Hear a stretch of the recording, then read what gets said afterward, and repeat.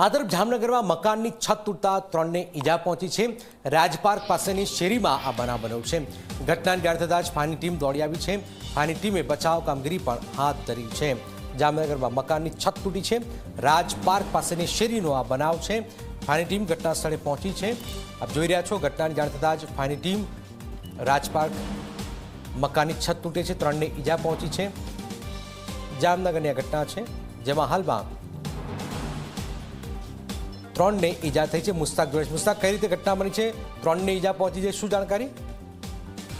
બિલકુલ જનક વાત કરવામાં આવે તો હાલ જે ચોમાસાનો સમય ચાલી રહ્યો છે ને અનેક જગ્યાએ આ પ્રકારની દિવાલ અને છત થવાની જે ઘટના હોતી, ત્યારે જામનગર શહેરના જે રાજપાર્ક વિસ્તાર છે કે જ્યાં રંગમતી પાર્કમાં 2 ચબૂતરા વાળી શેરી છે કે જ્યાં જે મકાન હતા તેની પાસેનું જે મકાન છે તેની છતનો ભાગ છે અચાનક જ ધરાશાયી થયો હતો।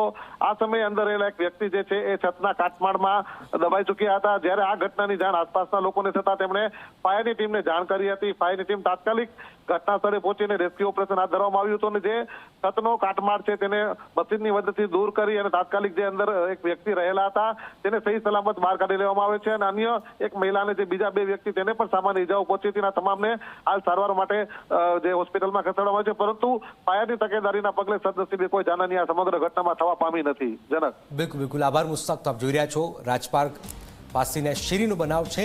ઘટનાની જાણ થતાં જ ફાયરની ટીમ દોડી આવી છે।